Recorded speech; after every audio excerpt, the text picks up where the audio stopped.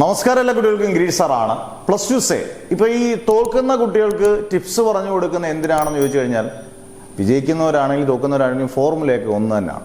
പ്രത്യേകിച്ചും ഇനി നമുക്ക് ചാൻസുകൾ കുറവാണെന്ന് പറയുന്നിടത്ത് നമ്മൾ ഇടിച്ചു കുത്തി വരുന്നൊരു സംഭവം ഉണ്ടല്ലോ, അത് ജയിക്കുന്നവർ ഭയങ്കര ചിലപ്പോൾ നമ്മുടെ ഇതിൽ നിന്നൊക്കെ 10 മാർക്ക് താഴെ 5 മാർക്ക് താഴെയുള്ളവരൊക്കെ 40 മാർക്കൊക്കെ നമ്മുടെ ബാച്ചസിൽ നിന്ന് മേടിക്കുമ്പോൾ അല്ലെങ്കിൽ 50 മാർക്ക് മേടിക്കുമ്പോൾ നമുക്ക് ബാക്കിയുള്ളതിനെക്കാട്ടി നമുക്ക് ഭയങ്കര സന്തോഷമാണ് ഒരു അധ്യായം എന്നുള്ള രീതിയിൽ.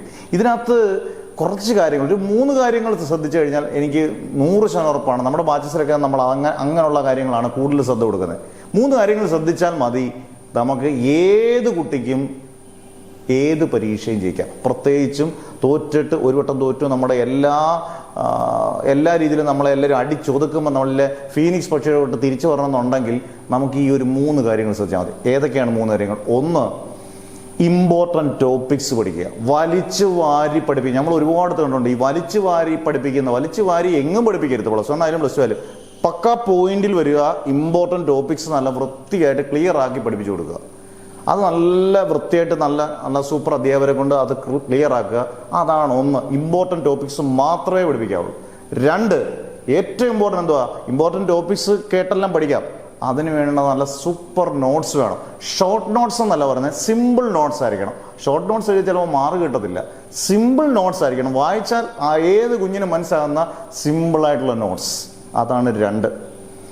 3, ഏറ്റവും ഇമ്പോർട്ടൻ്റ് ഇതാണ്. നമ്മൾ ഈ ലാസ്റ്റ് നിമിഷം വരെ പഠിച്ചുകൊണ്ടിരിക്കുന്നതല്ല. നമ്മളിപ്പോൾ എൻ്റെ അതിനകത്തൊക്കെ ഞാൻ കൃത്യമായിട്ട് ചെയ്യുന്നത് പറഞ്ഞാൽ, ഏത് ബാച്ചിനായാലും നമ്മൾ പ്രത്യേകിച്ച് സേവ് ബാച്ചിനാകുമ്പോൾ നമ്മൾ കൂടുതൽ അവർക്ക് വേണ്ടി സമയം സ്പെൻഡ് ചെയ്യുന്നത് ഇതുകൊണ്ടാണ്. കാരണം ലാസ്റ്റ് സമയം, അതായത് ലാസ്റ്റ് 1 മാസം 1.5 മാസം പൂർണ്ണമായും റിവിഷൻ, അതായത് കൂടുതൽ ക്വസ്റ്റ്യൻസ് ഇടുക, വരാൻ പോകുന്ന ക്വസ്റ്റ്യനെ കുറിച്ച് വീണ്ടും ഡിസ്കസ് ചെയ്യുക.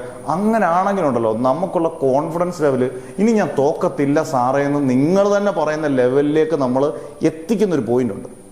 അത് നിങ്ങൾക്കറിയാം. ഞങ്ങൾ ഡബിൾ പാസ് മേടിക്കും, ഇനി ഏത് ക്വസ്റ്റ്യൻ വന്നാലും ഞങ്ങൾ ജയിക്കും.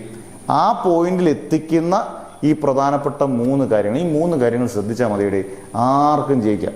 നമ്മളെ ആരൊക്കെ എന്തൊക്കെ കുറ്റങ്ങൾ പറഞ്ഞാലും നമ്മൾ വിജയിക്കാൻ ഇത് മതി. അത് ഈ 3 കാര്യങ്ങളൊന്ന് ശ്രദ്ധിച്ചേക്കുക. നിങ്ങൾ വിജയിച്ചിരിക്കും. ഇനി തോക്കത്തില്ലെന്ന് ഉറപ്പിച്ച് പറഞ്ഞുകൊണ്ട് നിർത്തുന്നു. Never ever give up.